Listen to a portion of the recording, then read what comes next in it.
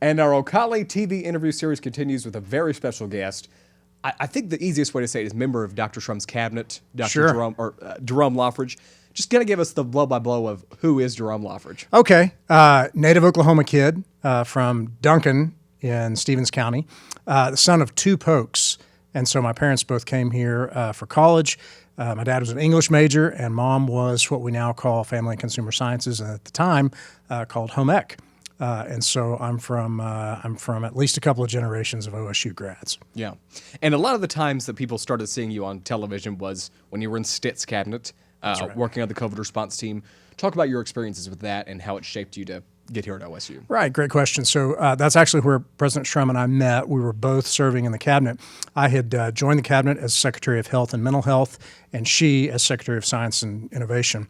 Neither of us had anticipated being in the midst of a global pandemic any more than anyone else had. And so my job in that respect had really been to take a look at the $8 billion worth of healthcare services that are provided through the state, mainly federal dollars, to rationalize some of the organizational components to help transition some of the leadership. So it was more a managerial role that I was called into.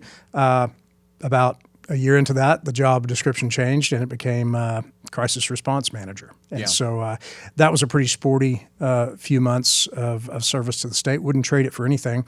And in fact, now it helps inform a class that I teach here at OSU. It's an honors college seminar. Shameless pitch on Wednesday mornings at 8:30, but we do public policy during times of crisis, and so a lot of that course is derived from that experience serving on the governor's cabinet. And speaking of some big numbers, I kind of want to get into the strategic plan. Yeah, something that really stuck out to me was the massive amounts of scholarships. Yeah. I think the number is you want to get like 40% debt free, and then the other half less than 10 grand is what? Yeah, it's actually bolder than that even. It's okay. 60% graduating debt free. And then for those who have debt, which currently is 40% or so, for those individuals that they leave with no more than $3,000 per year of debt. Okay. So if you attend 4 years worth, that our objective would be to have you leave with not more than $12,000 of debt, 15 for a 5-year victory lap. Yeah. About where is OSU on that right now?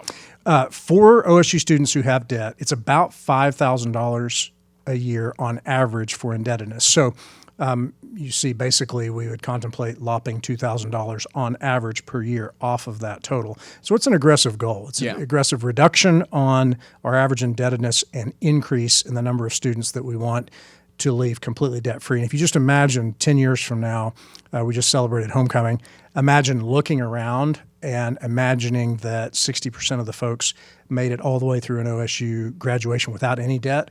We think that's a laudable goal and one that's worth our effort. Yeah. How's it going to get done? Hugely contingent on our philanthropic, our donor community. And the reason we think that makes sense is we believe people find this compelling. If you just look at the national conversation right now around student indebtedness, it's the thing people think about when they think about college. So on the one hand, it has a great currency. On the other hand, we're able to do that because of the stewardship of the last couple of presidential administrations.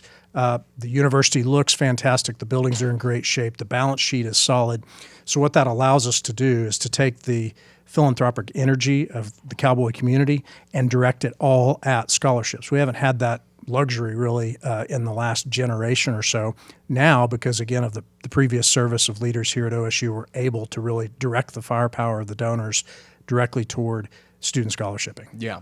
And another thing that I think affects students day to day is the kind of macro topics, degrees, paths for these general education courses. Can you kind of explain that? Sure. If you think about, and I would say there's probably no single innovation within the strategy that will more impact every single student than the gen ed reform. We had the great good fortune that the notion of general education reform was afoot when we began the strategy process. So there was momentum already built up. There was strong faculty participation and shaping in that. We were able to basically grab that idea and integrate it with our concept of the ideal graduate. But here's a way to think about that. And I don't want to jump out ahead of our faculty who are working right now to formulate the particulars, Sure. But you can imagine something like this. So the UN has 17 sustainability goals. Those are articulated and are actually at this point signed on by every participating nation in the world. Well, if you imagine those 17 areas of sustainability being tracks or threads that can connect individual classes such that at the end of Gen Ed, when a student has completed that and is ready to start her major studies, she's able to draw a line between those courses that she's taken and one, for instance, one of those sustainability goals. So clean water or rural healthcare. If we connect according to some set of objectives, and again, I use the UN Sustainability Goals as one potential set of objectives. If you imagine doing that, then by the time you begin your major studies, you've already built up a coherent body of knowledge that we think does a couple of things. One, it makes sense out of your courses. So it's not as if they were produced by a random number generator, which has been much of our experience in the past, not merely here, but across higher ed. The other thing that does is it starts to cohere groups of community.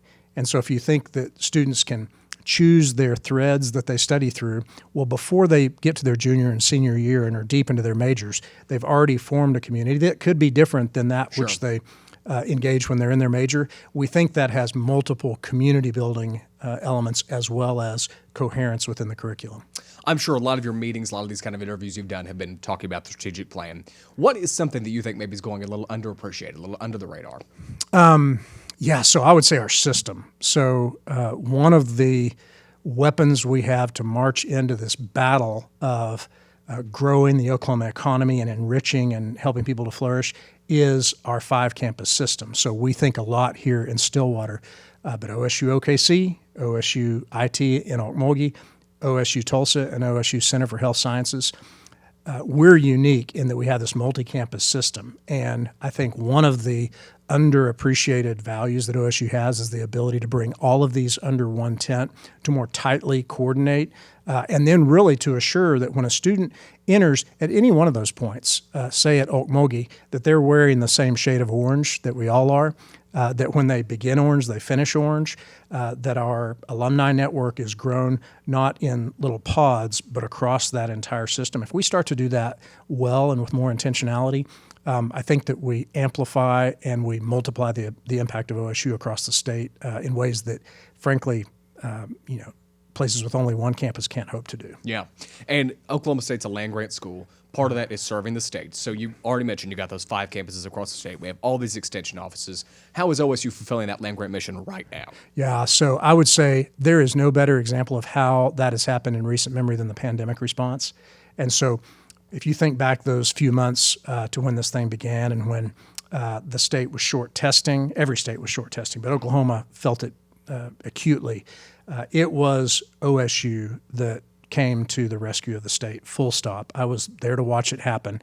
And it did so innovatively. So taking this notion of One Health, that animal and human health are only separated by a very thin degree of difference, well, recognizing that, bringing to bear our vet med capabilities, solving a crisis situation for society within Oklahoma, we for a period ran far ahead of peer states that were much better equipped, much better resourced to do that. Well, that was OSU in action in a crisis on behalf of Oklahoma. And that's just a front of mind example that I think is real world impact for a land-grant university. It's also why when we say we intend to be the land-grant university that land grants better than any other land grant, we've shown that we can do it. In a small example, in a constrained one that I just shared, but we can do that more broadly. Yeah, and thinking about that medical aspect of it, OSU is not even a school that has a traditional MD medical program in it. Mm-hmm. So that makes it even more impressive, in my opinion. It does, yeah. If there's a prospective high school student watching this interview right now, and you got one sentence to tell them why to come to OSU, what would you say to them? We're going to turn you loose with a top-notch degree, a BA or a BS, that's going to be certified. It'll have our stamp, and you'll go into the market, into the rest of your life with that degree that you'll forever have.